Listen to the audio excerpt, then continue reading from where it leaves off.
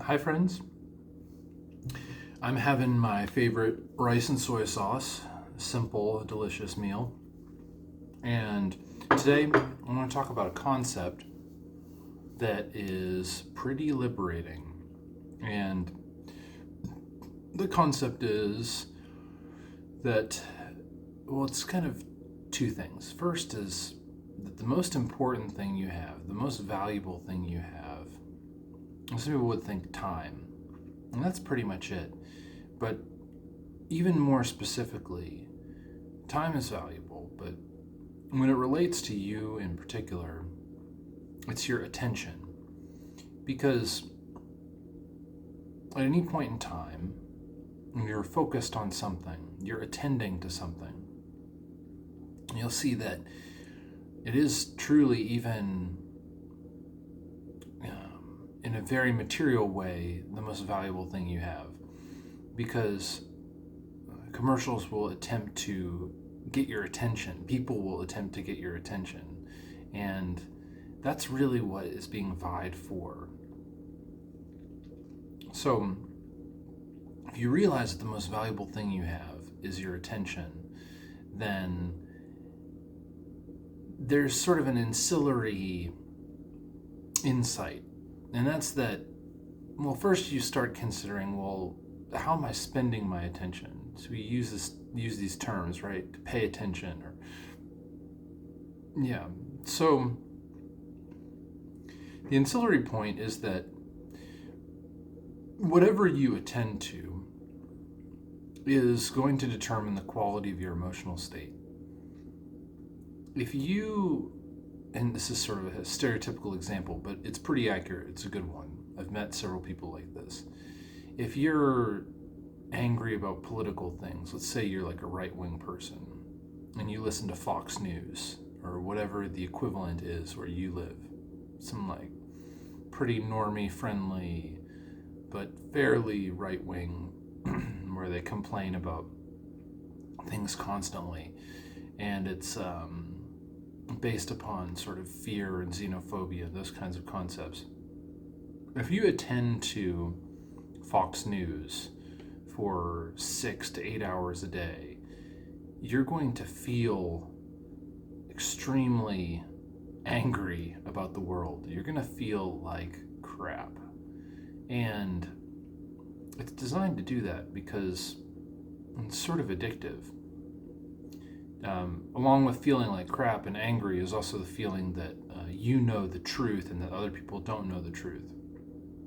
I give a million examples. It could be the BBC, it could be any number of things, but your attention is the most valuable thing you have. And when you spend it on something, that something that you spend it on is going to determine how you feel. It's going to give you the texture, the emotional texture of your life experience. And this is a really big challenge because there are a lot of things that we feel like we should attend to that make us feel absolute garbage. And the news is a great example. Certain people's stories is a great example. People in your life that will tell you, will complain to you constantly, for instance. It can really ruin your day.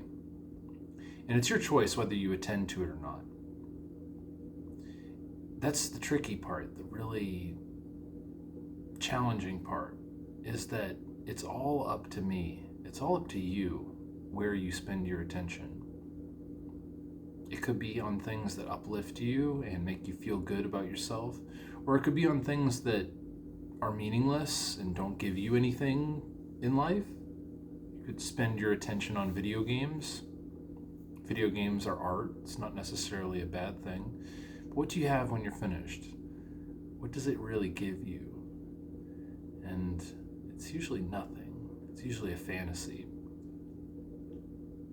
So, of course, if you think this way, if you're convinced that this is plausible or probable, then you start asking yourself, what should I spend my attention on? And those things should always be something. Those things should always be something that uplifts you, makes you feel good, or adds value to your or someone else's life. And it should be fun. It should be enjoyable. It doesn't have to be clinical, or you don't have to be like a tight-lipped monk about life in general. But why do we spend so much time paying attention to things that don't give us anything? I think it's because we forget how important our attention is.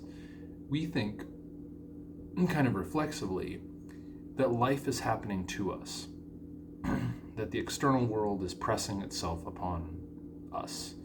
And in a way, it sort of does. It gives us the conditions, but really, those conditions are just a range of possibilities to which you could potentially attend. And it's up to you. I'll give you an example. In a previous video, I talked about driving. So I don't believe that I determine the conditions of the road. I don't think I choose all the drivers that drive with me. That seems to be done before I enter the circumstance. But let's say I go for a drive and I'm surrounded by a whole bunch of drivers. I could choose to focus on the ones who cut me off and drive insanely, or I could choose to focus on the cars that I think are interesting. I could choose to focus on my breathing and the brake lights of the car in front of me until I get to my destination. It's all up to me. And it's not easy.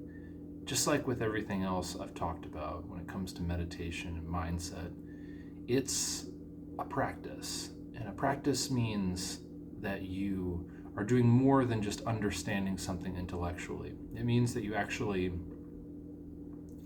are reminding yourself about it and engaging with the concept over and over again.